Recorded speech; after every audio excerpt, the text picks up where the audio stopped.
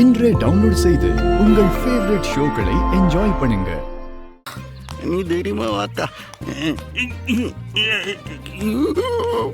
அண்ணா 3 பெருச்சாலி பம்மி பம்மி மூஞ்ச மூடிட்டு போகுது, என்ன உனக்கு தெரியல?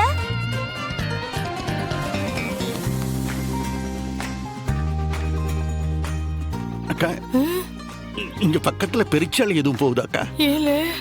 அதுலயும் 3ல 2 ஆம்பளை பெருச்சாலி 1 பொம்பளை பெருச்சாலின்னு. அக்கா, அவன் நம்மளத்தான் சொல்லுதா? தேவையில்லாம வாயை கொடுத்துடாத கனி. அதே அவசரம், அதே சட்டை ஆறா இருக்க. கடன் வாங்கிட்டு திருப்பி கொடுக்க முடியாம ஊரை விட்டு ஓடி போனவங்களா இருக்குமோ? அதான் முகத்தை காட்ட வெக்கப்படுறாங்க போல. எவன்ல கடன் வாங்கினது? ஆறு கடன் வாங்கினது? நான் ஒண்ணும் அப்படி மானம் கெட்டவெல்லாம் கிடையாதுங்க. அடடடா, என் மாமனாரா?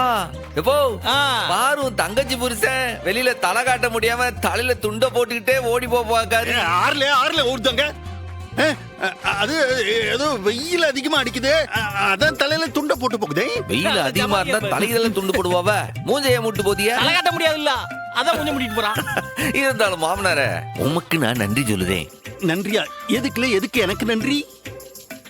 ஓஹோ, நான் அருமை பெருமையா வளர்த்த பொண்ணு உனக்கு கட்டி கொடுத்துட்டேனே, அதுக்கா?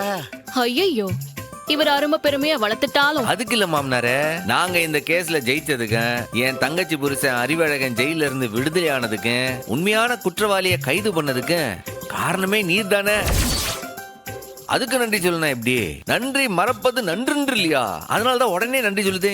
என்னிலே சொல்லுது, நான் காரணமா? ஆமா மாமனாரே, நாங்க கரெக்டா தப்பான கொஸ்டின் பேப்பர் ஒண்ணு ரெடி பண்ணிருந்தேன். அத நாரதர் மாதிரி கொண்டு போய் கொடுத்தீர் பாத்தீங்களா? எவ்வளவு தந்திரம் உனக்கு. அது மட்டும் இல்லாம கரெக்டான நேரத்துக்கு கோர்ட்லயும் வந்து ஆஜராகி அவங்களுக்கு எதிராக சாட்சி சொன்ன பத்தியா? அது எப்படி பெரிய காரியம். அது மட்டும் இல்லாம உனக்காக ரெடி பண்ண முருக சிலைய எப்படி கரெக்டா கொண்டு போய் சேர்த்தீரு. இப்படி எம்பிட்டெல்லாம் வேலை பார்த்து இந்த கேஸை எங்களுக்கு ஜெயிச்சு கொடுத்திருக்கிறீரு.